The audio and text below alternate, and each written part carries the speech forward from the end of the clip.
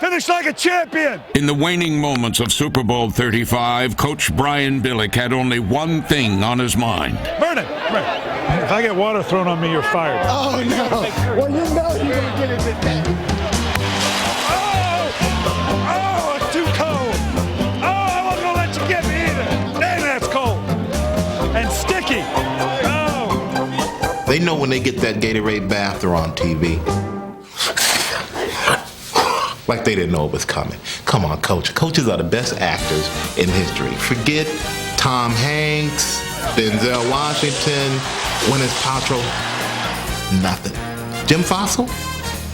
This guy would win an Oscar every year if he was in Hollywood, I'm telling you. Hell of an actor. The only thing I told my guys, I said, listen, you hit me with 2 buckets. The first bucket you hit me with was with ice water. The second bucket was Gatorade. I said, get that turned around, man. Hit me with the Gatorade and then wash it off with the water so I'm not so sticky. Preparing a proper dunk is no small task, as the Eagles found out when they tried to give Big Andy Reid the big splash. We thought about it. We went over there and looked. It was only 3/4 full. It was like, no way this Gatorade can cover Andy. I have no comment on that. We're going to splash him. We're going to splash him. So why pick on Coach? The answer is as clear as an ice-cold tub of water. All during season, he's the one that you really want to sometimes slap, sometimes kick, sometimes throw hot coffee on him. And it gives you the opportunity to go, okay, this is a good laugh. Because the Gatorade's generally cold. And you get to just see him squirm, bite his teeth, or start running. Some of these coaches, as old as they are, might send them into shock or cardiac arrest. You never know, but I always feel bad. Sometimes you see guys that throw it on there and it slips and it hits the coach in the head.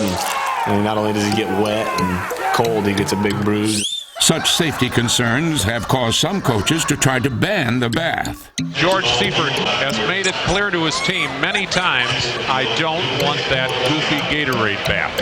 Uh-oh, George's rule is about to be broken. Still, the alternatives seem far worse. I think someone should come up with something new. Maybe pants them or something, I don't know. What? So how did the NFL become so wet and wild? It began in the Meadowlands in 1985 when the Giants' Harry Carson christened Coach Bill Parcells with a victory vat. Knowing Bill Parcells, he's very superstitious. If you do something one week and it works, you have to keep doing it. That's how it started and kept going during the 86 season. In 86, the Giants rode a wave of orange Gatorade all the way to a Super Bowl title and a meeting with the nation's #1 fan. After we won that Super Bowl in 1986, we went to the White House. And the Secret Service agents came over to me and they said, where's Harry Carson? I said, I'm Harry Carson. He said, well, the president would like to speak with you. So they positioned me outside this stairway, and the team was on the other side. And my back was to the president, and as he was walking down this walkway, I turned around, and just as I turned around, I saw this big orange bucket go up. And this popcorn came down on the top of my head. He got a laugh, and Mrs. Reagan got a laugh, and, everybody was, chuckling. And I looked down in the bucket, and the bucket was still half full. And I thought to myself, Secret Service agents, big guns, should I or should I not? And I said, I should. And I grabbed the bucket, and I did, President Reagan. Sports should be fun, and that's what this is. Carson executed the dunk with a style and panache that future generations of Giants have found hard to live up to. Harry and those guys were better. Now, we're so clumsy with a guy, they're bumping to each other. I got soaking wet trying to get the coach. That's not what it's all about. So for all you players out there listening, make sure you don't wet the other players. It is only intended for the coach. If you wet the other players, you are not allowed to dunk the coach anymore for the rest of your career, or at least for the rest of that year. If you get him, on his back instead of getting him in his head, then you can't do it anymore. You don't throw it like that. That's for sissies. To really score a 10, you got to really take that bucket up high, okay? You got to make sure that when it comes down, that first drop of Gatorade has to come down on the top of that coach's head. think, you know what, that's every coach's dream. I'll be quite honest with you, to get dumped on with water, Gatorade, or whatever, because it doesn't happen very often.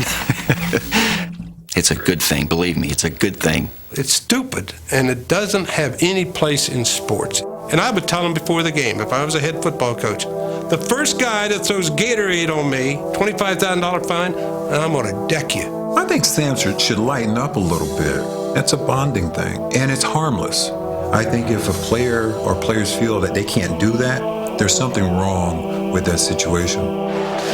When a coach is getting that, you know where his players stand with him. Players Gatorade coaches just because the coach has a special mental hold over the players. You can't be running a dodge route at 3 yards. What good does that do?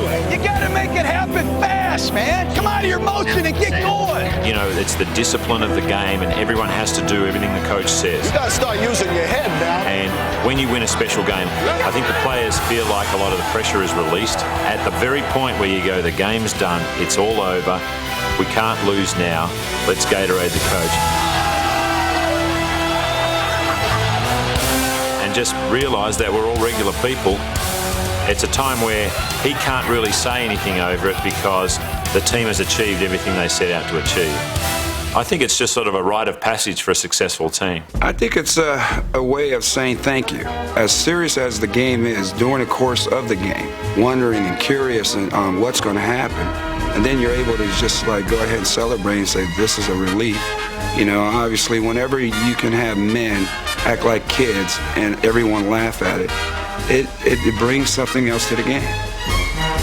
When you look at the situation that exists at that time, I don't think anyone would ever complain about anything that anybody did to them, because usually the victory's in hand and it's a game of some degree of magnitude. And I think that situation, you should allow anybody to revert back to being a kid. Because that's why we're in this business. And if you can't enjoy the good times, then you'll never be able to overcome the tough times.